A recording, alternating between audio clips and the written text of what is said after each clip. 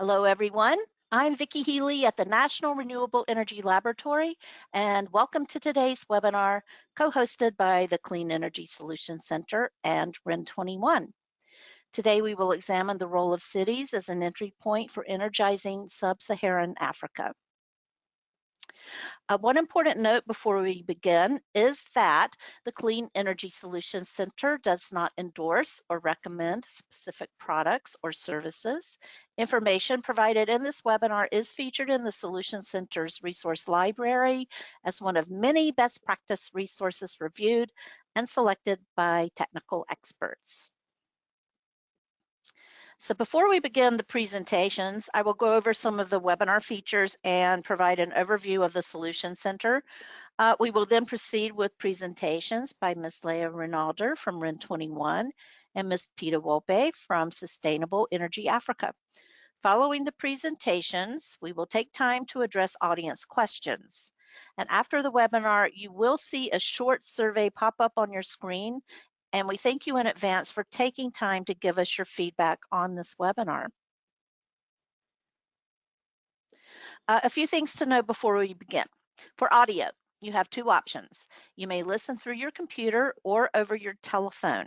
And if you choose to listen through your computer, please select the mic and speakers option in the audio box.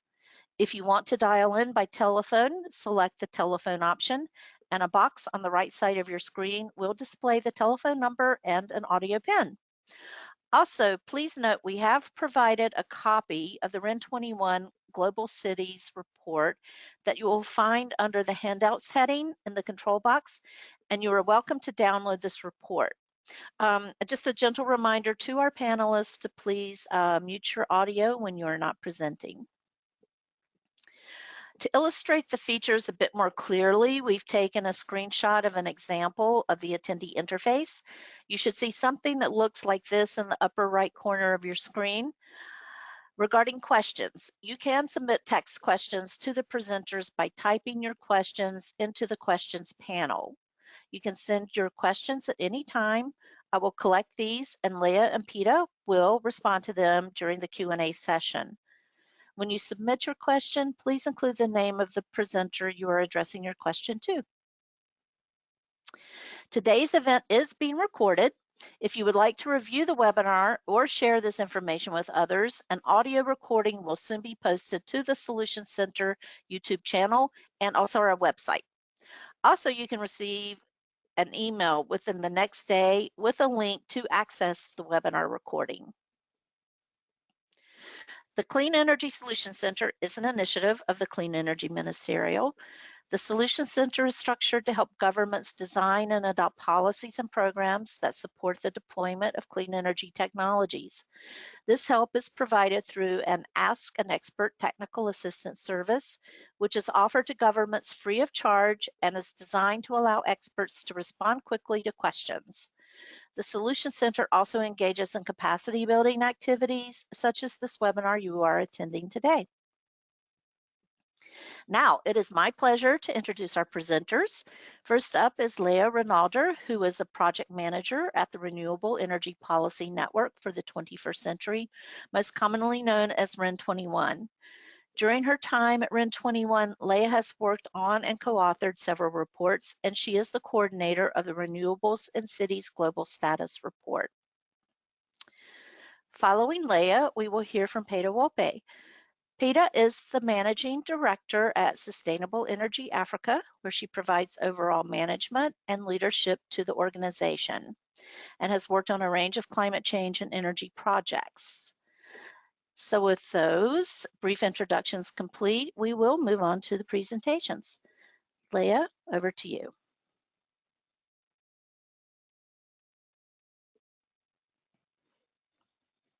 Thank you very much, Vicki. Good morning, good afternoon, everybody.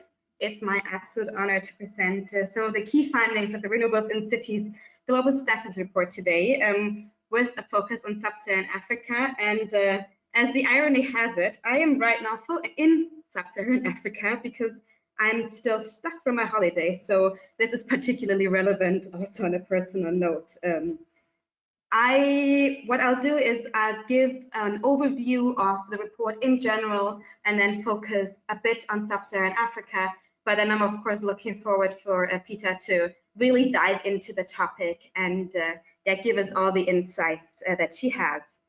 So for those of you who don't know REN21, REN21 is the only global renewable energy community of actors from science, governments, NGOs, international organizations, and industry.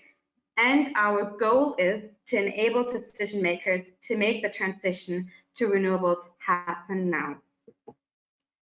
Some of you might have heard or seen of some of our other projects and products, such as the Global Status Report that comes out annually, our regional reports, thematic reports, or have maybe attended one of our events over the last years.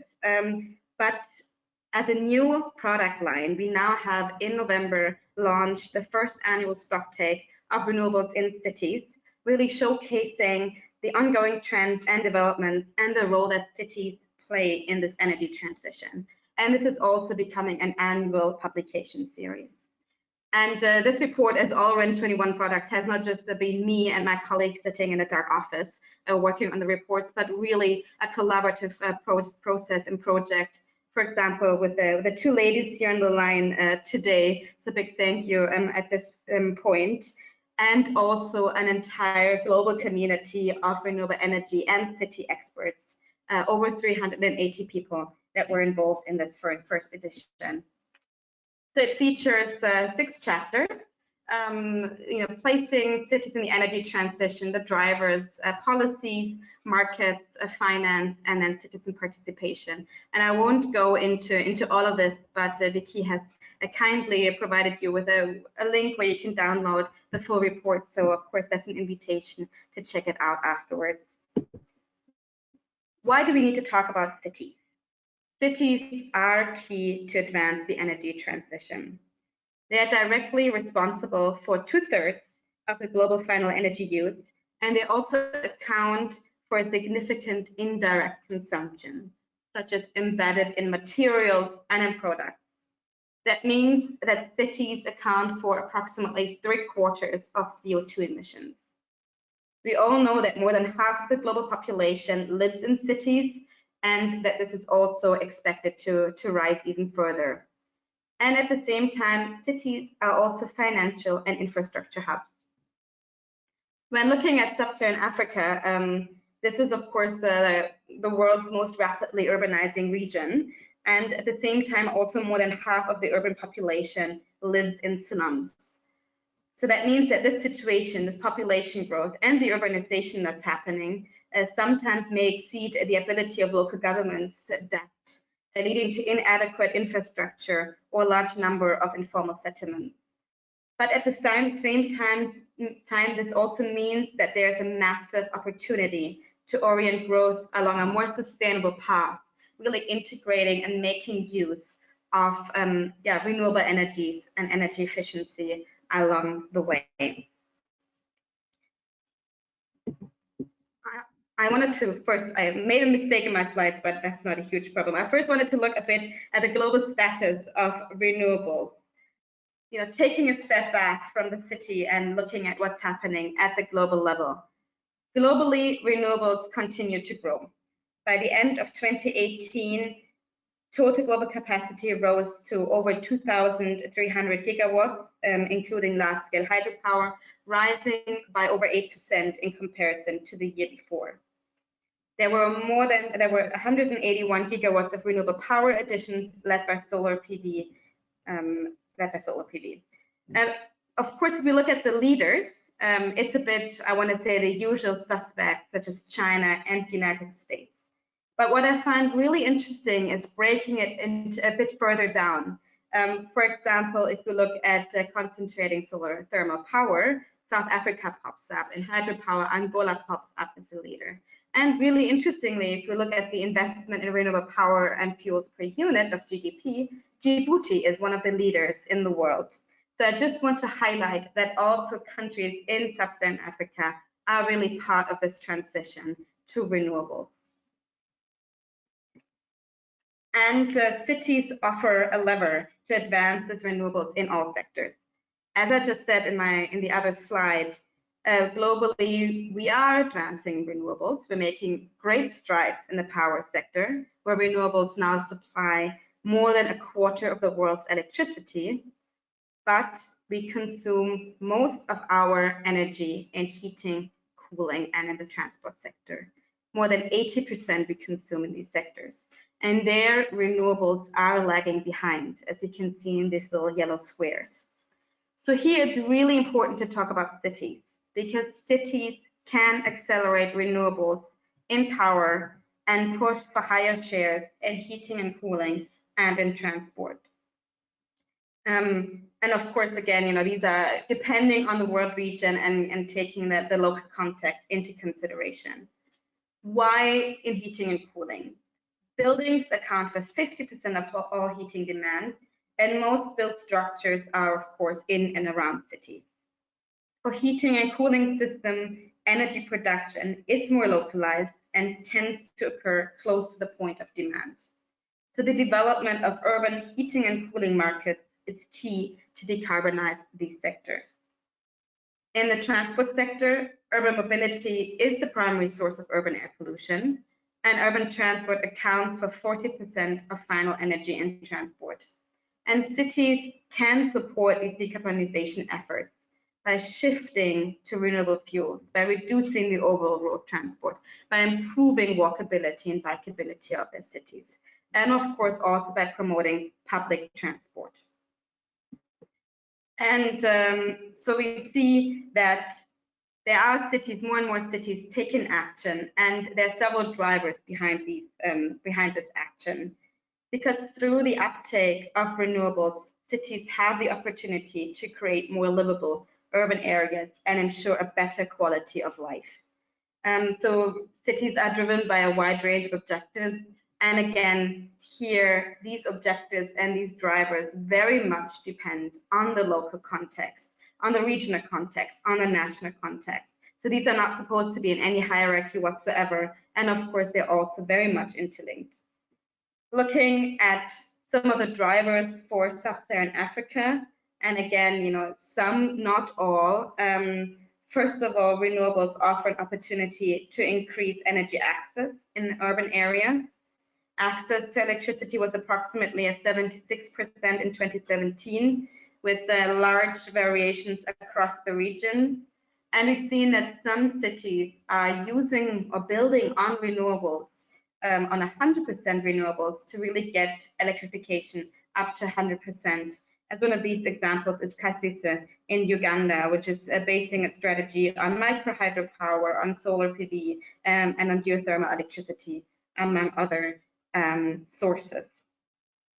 And of course, renewables also offer an opportunity to increase the reliability to many residents in sub-Saharan Africa that might suffer from an unreliable electricity access due to power outages. Also, renewables can support improved health, providing an alternative to traditional biomass burning. In 2017, more than 70% of the population across sub-Saharan Africa burn traditional biomass for energy. In some countries, that's more than 90%, which of course has an effect on health with the indoor air pollution. And this is not only a problem in rural areas, it's also very much an issue in urban and in peri-urban areas. But we also need to talk about outdoor air pollution, which is a problem as well in sub-Saharan Africa. We tend to always, when we talk about air pollution globally, we tend to look at Asia, but one of the reasons for this is that if you look at sub-Saharan Africa, outside of South Africa, there are less than 10 cities that have air quality monitoring stations. So that means less than 6% live near a monitoring station in sub-Saharan Africa, less than 6% of the population, resulting in a lower regional and of course also global awareness of air pollution impacts in sub-Saharan Africa. And then as a last point, we can also talk about local job creation, where renewables, of course, also provide this opportunity for local value creation, local job creation, local economic development. For example, off-grid solar PV is estimated to support over 110,000 1,000 full-time jobs, and women hold approximately a quarter of these jobs. So these, all these drivers contribute to ambition and action at the city level. Globally, there are thousands of cities that have passed renewable energy targets for both municipal operations and citywide energy use. And also cities, including cities in sub-Saharan Africa, for example, Kasese and Harare. And to achieve these targets, cities are playing multiple roles. For example, shifting to renewables in municipal operation, pushing for renewables for citywide energy use, and also at the national level. So I'll go through these three levels briefly. At municipal operation level, cities are using their role as owners and operators of municipal infrastructure, where they can have significant authority to scale up renewables.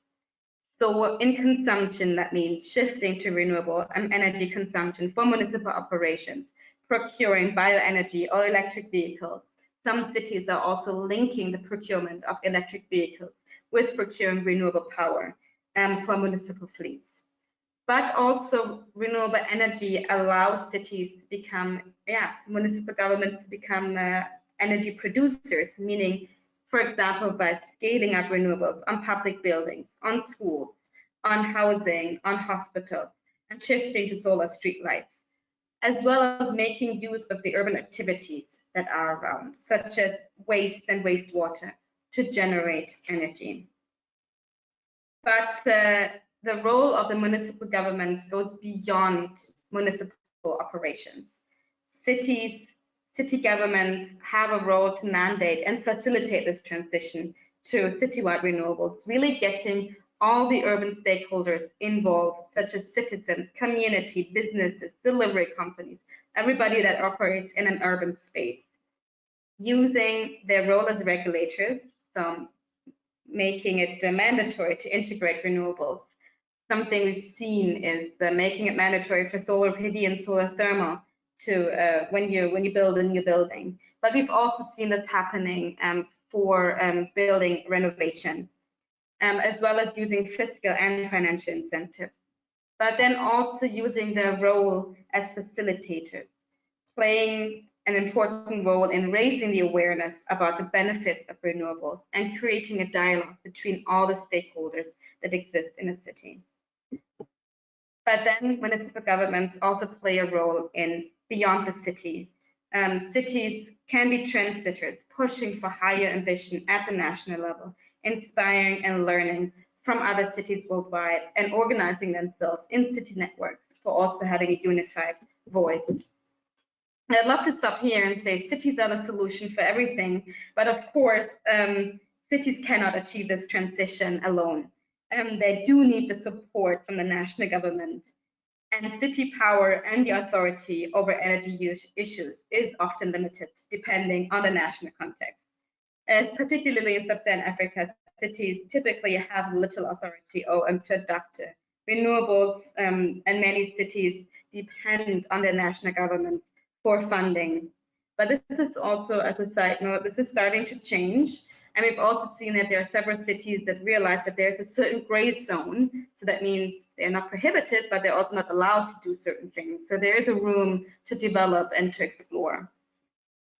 And of course, also national policies influence the city's ability to advance renewables, meaning such as national building codes and fuel mandates, and of course also national fossil fuel subsidies, which trickle down to the city level.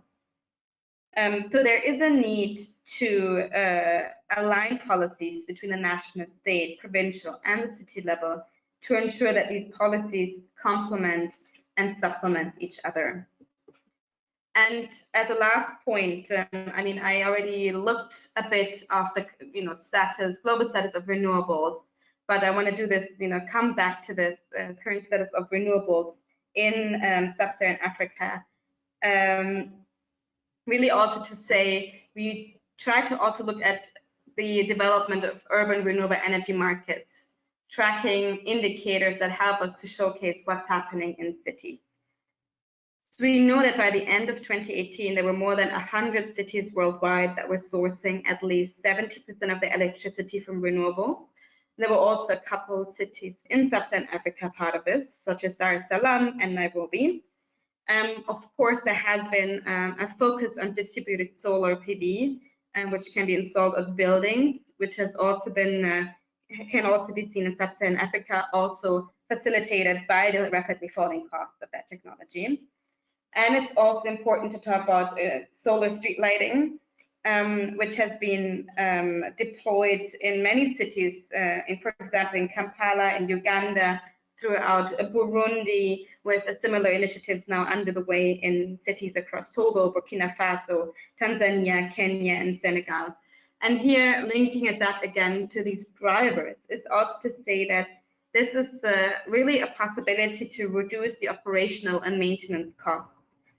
Because in some cities, street lighting accounts for 40% of a city's electricity budget. And globally, looking at electric buses, there were at least 300 cities that had electric buses in operation, with over 400,000 electric buses worldwide. The majority is in China, but we also see some buses popping up in South Africa. So I think this is definitely something to keep an eye out also in the future. Of course, we can't talk about renewables in sub-Saharan Africa or in general without talking about investment and the finance issue of renewables. Sub-Saharan Africa accounted for 5% of total global financing of renewables, excluding large-scale hydropower. And the problem is, of course, often this access to finance. And the tax base of many cities throughout the region is insufficient, which means that they don't have the resources to invest in this local infrastructure. In addition, many cities are not perceived as creditworthy, making it difficult to take out bonds and loans and attract this necessary private investment. So that means that many cities depend on national governments for funding and access to financial markets. But also to say that there is a rising role of new business models such as crowdfunding and pay-as-you-go models. So in conclusion, I want to say that the nature of renewables empowers cities to become key players in the energy transition. Renewables offer cities the opportunity to achieve a wide range of objectives, such as air pollution, local economic growth, access to energy. Cities play various roles in the energy transition, and they are key to advance the transition in all end-use sectors. There is a need to take better advantage of the opportunities that cities present. And in order to do that, we also need to strengthen the data on renewables to inform decision makers, to change this historic perception on cities, to bridge the cities and the energy debate, and to track advancement and policies. There is a need to align policies across the national, subnational, and local level, really with the goal of empowering cities and increasing the awareness of their role in the energy transition. So that's it from my side. Now handing over to Peter, and I'm looking forward to your input. Thank you, Leah. That was a great introduction. Share my screen. Okay.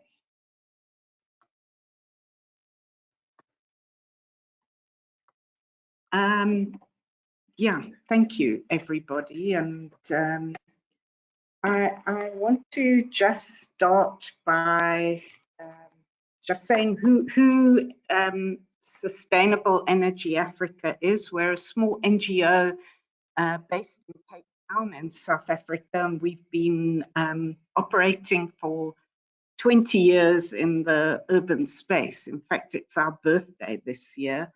And we've been promoting equitable, low carbon, clean energy development in South Africa and Africa. And this presentation is born out of our work over the years. And in particular, we've just come to the end of a project with the Covenant of Mayors, Sub-Saharan Africa. So some of the modeling I'm going to talk about comes from that project, and also our involvement with REN21 with the Renewable Energy in Cities Global Status Report. So thank you to REN21 and Clean Energy Solutions for organizing this webinar. I'm going to build on what Leah has talked about. We know that Africa's population is going to double to 2 billion people by 2040, 3 billion by 2070. Urbanization rates, as Leah said, are one of the, in sub-Saharan Africa, one of the highest in the world. And what we've seen, and I don't think it's just in our region, is this growth of what's called secondary cities. And generally what's happening is we're seeing migration to cities in search for employment and better livelihoods. So urbanization often is a phenomenon that's linked to development, but that link hasn't always worked in the sub-Saharan African context. I'll come back to more of that in a minute. So poverty and inequality are widespread. 70% of the sub-Saharan Africa's urban population are living in slums or informal settlements. Access to electricity is very low, 32%, and 1 in 3 people in sub-Saharan Africa have access to electricity. And that means roughly 62% are without access to electricity. Power outages are common where there is electricity. And the predominant, I think Leah made this point, energy source remains traditional biomass. So 730 million of the current 1 billion population rely on this source for cooking. And these figures are really significant if we think that access, or we know access to safe, reliable and affordable energy is essential for human well-being. Often where there is electricity, people are using it for lighting and appliances. Interestingly, in South Africa, we did a study of the 27 biggest cities, so including our metros. And the findings showed that 45% of the mid to high income households were using 66% of residential energy, and 45% of low-income electrified were only using 30%. So I think inequity is a big issue. So the sub-Saharan priority is very much development. Cities and towns are partially formed. Infrastructure is inadequate. We see severe poverty, incomes are low, and these are the critical issues for local government, really. I think if you look at the energy profile across the sub-Saharan African continent, in 2014, it's energy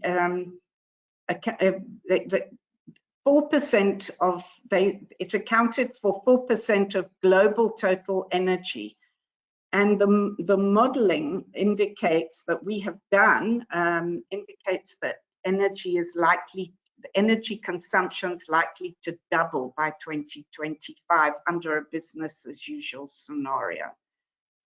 And by global standards, energy is relatively expensive. And you're seeing, we see a lot of energy being consumed in the transport sector as well as buildings, but transport partly because of urban sprawl and a lack of inefficient transport networks. It's interesting that when you start looking at the needs in the region, the development needs, there's a huge need to increase power generation capacity, and that's where renewable energy, and I'll talk a bit more about that just now. So if you just compare, I mean, South Africa is very different within the region because about 90% of our electricity comes from coal, and we have a generation capacity of 51,000 megawatts. Uganda, 1,200, Togo, 200, and Senegal, 900. Just a little example. Now I want to just turn a little bit to some data that we have developed. So this was under the Covenant of Mayors program. We did modeling in Poitiers, Yaoundé, Sevier, Kampala, and Dakar. And I put Johannesburg in there just as another example. So if you look at the energy consumption by carrier, apart from I suppose Johannesburg, because of South Africa is very different actually, but we're seeing a lot of biomass in the region. If you look at sector, transport and the buildings are notable. I'm sort of going through these slides quite quickly because I want to talk a bit more around the renewable opportunities. This one is, if you look at electricity consumption per person per year, so South Africa is on the high end because of our we have a lot of electricity, although we still have a lot of people that don't have access. But when you compare to some of the other countries in sub-Saharan Africa, when you take sub-Saharan Africa as a whole, it's very low. And here you look at electricity production by source, and sub-Saharan Africa will be high in coal mainly because of South Africa, and then hydro is also quite high, and renewables are low in the region. Here we're looking at emissions. So again, very low in the region. South Africa, high because of coal. And I think this is an interesting slide. If we, now I've lost my notes, of course, got out of sync. Sorry. So if we look here, these are the 5 cities we did some modeling, and you can see the per capita emissions in the base year. And it's just interesting to compare to Johannesburg, which is 5.7, and Cape Town, where I am, is 5.5. So we're looking at countries with low emissions, actually. And so we start to look at what we're trying to do with renewable energy. And a lot of the programs that are available, or the money that's available, is driven by targets and lowering emissions. And whilst that is applicable in the region, there's actually a need to use renewable energy to increase access to safe and reliable electricity. So the modeling that we've been doing in the region shows that energy efficiency, renewable energy uptake and access will improve the emissions picture. But my question, in a way, to this webinar is that in and of itself the goal? And there are implications for local government, but I'll come to that in a minute.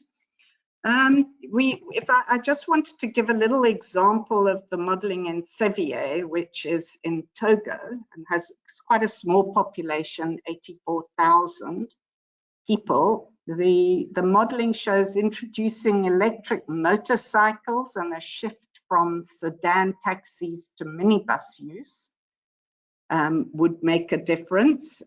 Introducing solar kits and rooftop PV would also make a difference. But the big thing that's coming out from the 5 reports that we did was efficient cook stoves, and that sustainable biomass use leads to the largest savings. And I think you, Leah, talked about the air pollution and in the use of burning coal and charcoal. So again, with Yaoundé 4 in Cameroon, which has a much larger population, over 700,000, improved cook stoves reduce energy and emissions, reduces respiratory illnesses associated with excessive smoke inhalation, reduce time spent gathering wood for fuel. And then Boaké is an important, on the Ivory Coast, it's quite an important transport route to other countries. And so they've got, transport is high because of diesel, but again, less charcoal and wood, and it points to efficient cook stoves. So if you look at what are the options, in South Africa, we've introduced a program which has been amazingly successful, although was put on hold and now maybe opened again, which was the Renewable Energy Independent Power Producer Program.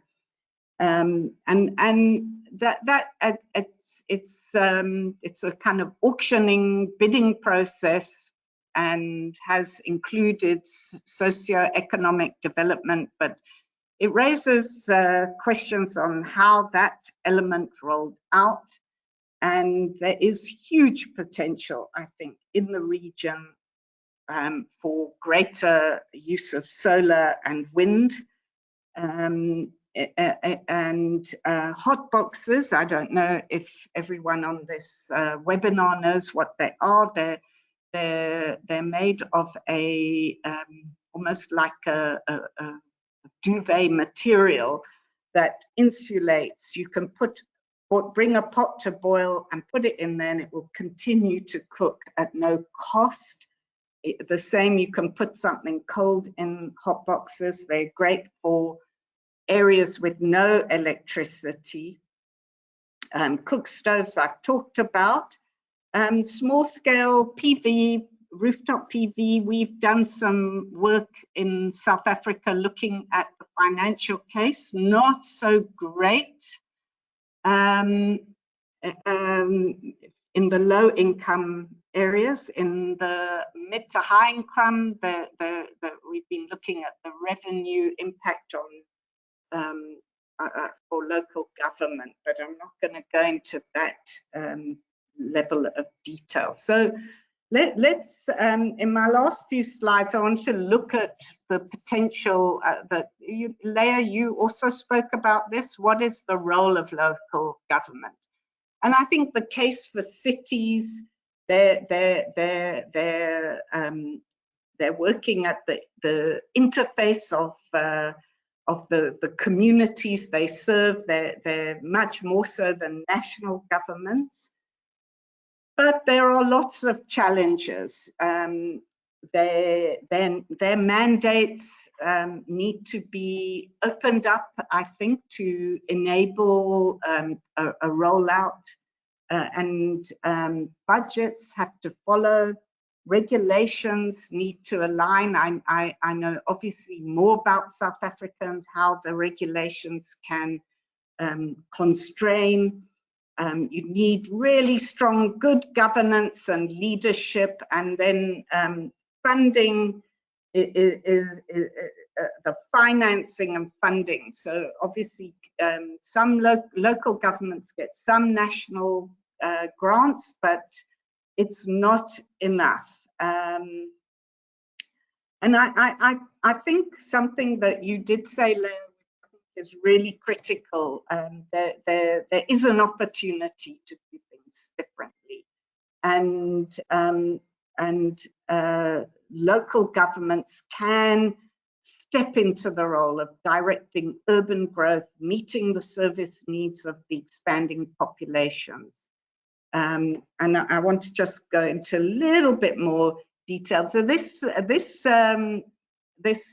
cartoon comes from a lessons learned workshop that we ran at the end of the Covenant of Mayors program, and it captures some of the key issues quite nicely. So data is you need the data to tell the story of what's happening right now and how it can impact on what you need to do. And getting data is really tricky.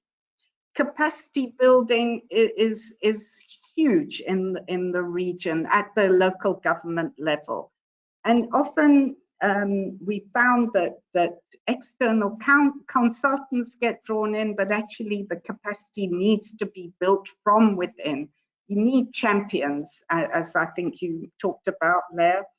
You need collaboration and partnerships of all stakeholders, including communities, to be engaged, and so that the communication and people understand what we're all driving towards. I've only got a couple more slides because I see time is rocking on. So policies, there needs to be an alignment and support between national and local governments working together. In a lot of our workshops over years in South Africa and beyond the borders, there's often been a statement of we don't have enough political will. And whilst there are these mayoral programs and we're all saying that we need to make shifts, I'm not sure there's sufficient political support. Policies need to be aligned, and some of these points that are here I've raised earlier around the governance, fiscal arrangements, and financing. So I'm just going to move to this slide, and I think that the cities, not just in this region but across the world, are pushing the boundaries and are bringing about change. But we have to be collaborative, and we have to look at the problem from a holistic perspective. There are strong resources of renewable energy in this region, and they can create jobs, as you spoke about, Leah, and it's in line with a global agenda. But it's got to include development because of the inequality and poverty that is rife, actually. This was another one of the cartoons. I quite like it, actually. I was thinking today, South Africa, we go into a complete lockdown for 3 weeks tomorrow midnight because of COVID-19. And whilst there's a lot of anxiety and panic around the global situation, I just feel there's an opportunity that we really need to look at. How can we do things differently? And we've seen a decrease in emissions in some of the countries, but they're not systemic. So what role can renewable energy, and what role can we all play in making a change in our global situation? And yeah, so my final question really is, how do we improve access to safe and reliable energy, support human development and economic growth, and having zero carbon in the future? we need for the world. Thank you.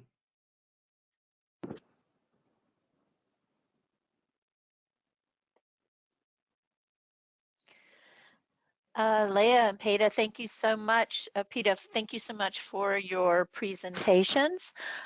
They were very excellent and filled with just a ton of valuable and very meaningful information. So we have received some questions from the audience, and I'm eager now to present you some of those questions. Leah, we'll start with a question for you, which is, what are the major advances in removing financial barriers to advancing renewables, with some case studies from Africa? Sure. Thanks very much, Vicky, for that question. I mean, it is about getting that first bankable project in, so to say. And I think here is, really important, is one of the points that Peter made and I also made beforehand, is data. I think for investors, it's super important to know. I mean, if you want to put in a certain infrastructure, transportation system, you need to know how many people will profit from that. If you put in a district heating system, you need to know how many people live there and how many people will access this. So data is just, I mean, absolutely important. So getting the help in measuring and really getting this data in is very important to also get that first bankable project in. And that's also based on the experience from several cities that I've had, that I've talked to at a workshop last year in Nairobi. So yeah, happy to give some more case studies to that person who asked the question. Just pop me an email. Great. Yes, I will connect the two of you. Thanks for that question. I mean, that answer, sorry.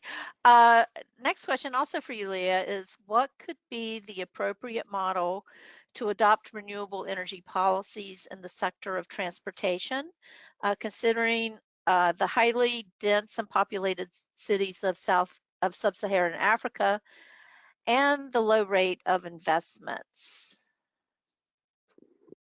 Really briefly, I think here what could be interesting is actually leasing models. It's something that we have seen only slowly starting up. So leasing of electric buses, for example. But I think this is something to definitely keep an eye out as a model to really tackle those high upfront costs that are occurring. And then, of course, making the link to also asking the question, where does the electricity come from when you put in electric buses? Great, thank you so much.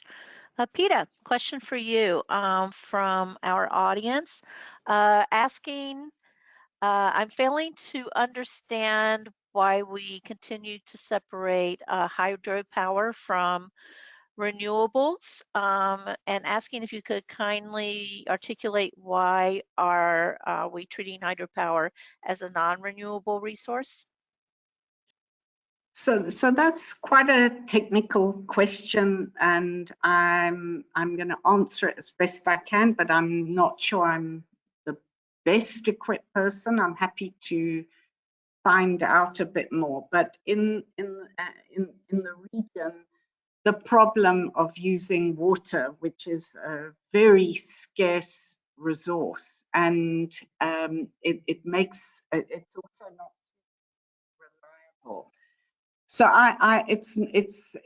it's not an area of my expertise, but I do know that in Lesotho, which is a country within South Africa, where there was a big water highlands project, and communities were moved in order to create the hydropower, and it also had consequences. I'm not really answering the question, but my understanding is that it's in part related to the use of water, and in this region, water is highly problematic. I mean, we are having droughts.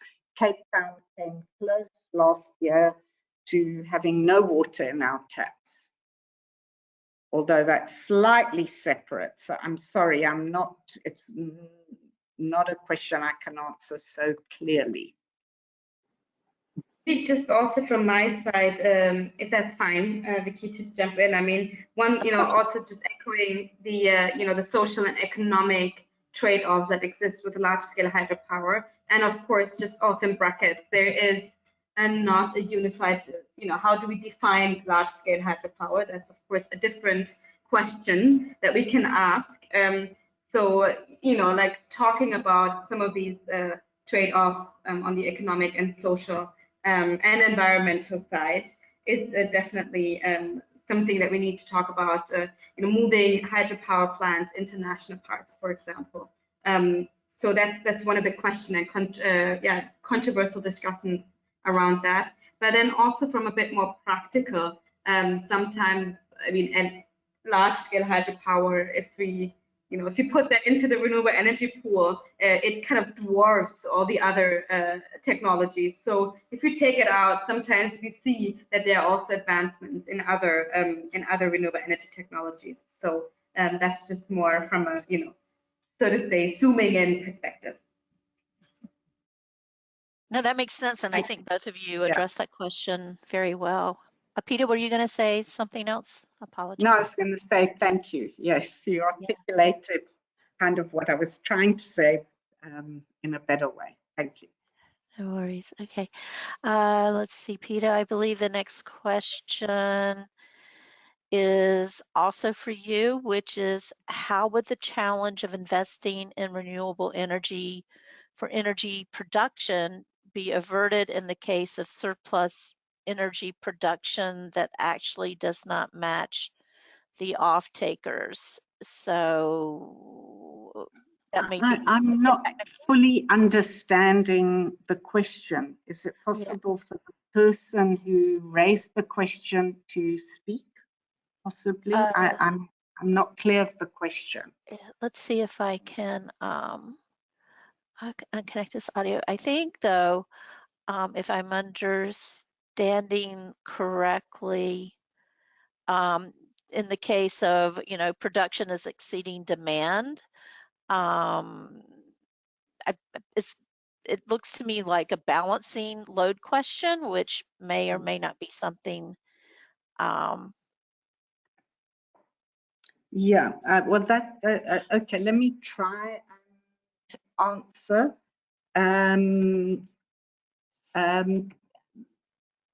So let me look at the South African case. I mean, obviously, a balance is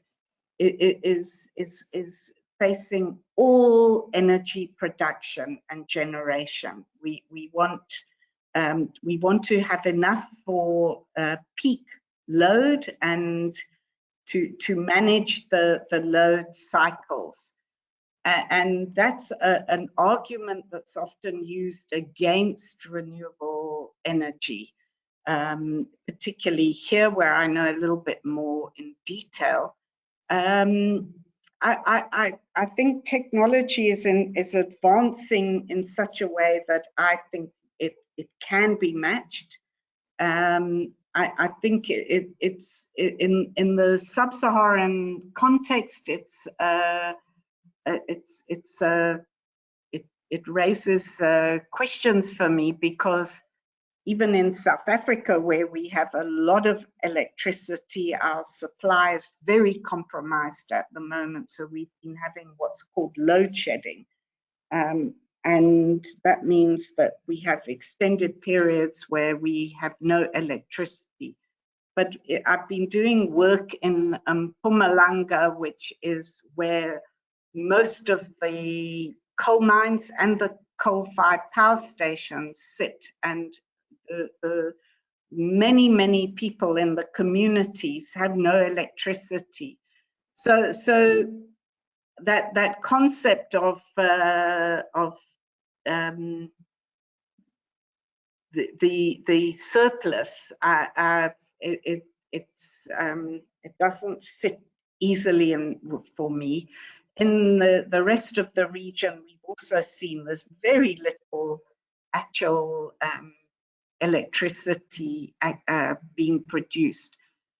But again, I think the question is demanding somebody with greater technical expertise. So I might be doing a disservice to the question, but I don't think we at the moment have sufficient safe energy for the populations in the region, and that's a critical issue. Agreed. And I know we're very short of time. I'm going to try to get in one more question I think could be presented to actually both of you to respond to. So I'll take this one last question, and just to let everyone know on the webinar that if we don't have time to address the questions that you've submitted, I will send these off to Peta and to Leah to have a look at and reach out to you directly to respond to the questions you're asking. So final question to both of you. What initiatives or champions do you see of good cooperation between local and national level governments in sub-Saharan Africa? And what message would you send to national governments why they stand to benefit by providing funding and investments and increased authority to local governments in renewable energy? And Leah, we'll start with you on that, if that's okay. Yeah, sure. I mean, I'm going to take an example from, not from sub-Saharan Africa, my apologies, is I think a really interesting example is Barcelona, because they, I mean, already, you know, in the 90s, they had the solar thermal regulation, which then got translated into national legislation. And then the city itself inspired other Spanish cities to pass solar thermal legislation that is more ambitious than the national government. So, you know, this is for me a good example of how the cooperation and how the influence can work.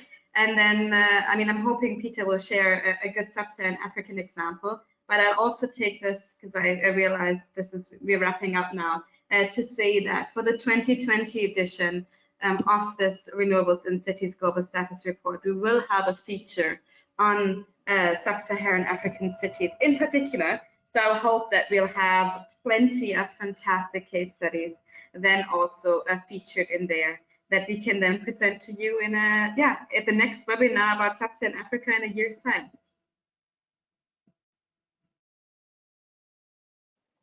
Yeah, sorry, do you want me to come in quickly? Okay, for fine. Hello? Oh, yes, go ahead, Peta. Sorry, I talked over you by accident.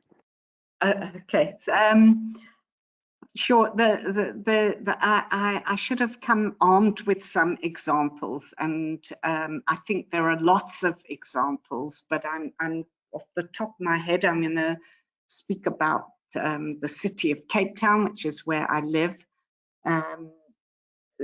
You want examples of cooperation, and there are, you know, but actually Cape Town is taking the national government to court because the regulations up until our February State of the Nation address by our president didn't allow cities to generate or buy from independent power producers. And they said, this is enough and we're going to court. That regulation is changing partly because we've had so much load shedding. Cape Town is rolling out small scale embedded generation. They're looking at low cost access to electricity. Cape Town was one of the first cities from some years ago to introduce what they call the maypole electricity to informal settlements, whereby where several houses or homes or shacks were receiving electricity. I think there are amazing champions out there, not just in South Africa, and there are the national government we're doing a multi-level governance work in Mpumalanga that I spoke about with the National Department of Environment Affairs. I think that there are many examples out there. And I think it's an exciting time. And I think we should build on those examples and build on the opportunities that crisis, like having no electricity, brings. Excellent. Thank you both for answering that question. I think it's something really important to see how our governments, different levels of governments, collaborate and coordinate with each other to make progress. So excellent answers. Just one quick note before we go, I'd like to inform all of our attendees about an upcoming webinar that's will be hosted by one of our partners, the Institute of the Francophonie for Sustainable Development, or IFDD. This webinar will examine cities at the forefront of the transition to renewable energy and is part of IFDD's webinar series on sustainable energy. So this webinar will present key findings of REN21's Renewables in Cities Global Status Report, and also discuss cities at the forefront of the transition to renewable energy in the initiative of the Francophonie for Sustainable Cities. The webinar will explore what cities can do to accelerate the deployment of renewable energy and present some good practices. Also, it's important to note that that webinar will be presented in French. And so again, I just want to thank Leah and Peter for an outstanding discussion. Before we adjourn, I'd like to give you both an opportunity to provide any final remarks and thoughts if you have something else you'd like to contribute. So Leah, anything from you? Just really, we need to talk about how we can empower cities and bring cities to the energy debate and the energy debate to cities. And the second point is really this open invitation for everybody who is on that webinar to become part of and contribute to the 2020 edition. We have the expression of interest now online on our website. So yeah, please sign up and make us help us to make this happening. Thank you. Yeah, thank you, Leah. Peter, any final thoughts? Yeah, I'll just add to what Leah said in that it's not just cities. We must remember the communities, the people living in the cities, and we need to not forget to engage with them, and particularly those who don't have access to electricity in the way most of us do that are on this webinar, I suspect. But thank you very much for this opportunity. To both of you, and just excellent. I'd like to close by extending a very gracious thank you to both of you, our expert presenters, and also to our attendees. We really appreciate your participation and your time, and we hope that you found today's webinar valuable and you're taking away good information that is helpful. Just a quick reminder that a short survey will pop up after we end the webinar, and we appreciate you taking a minute or two to answer the survey questions. So with that, I send you all good wishes. Please stay safe, and this concludes our webinar.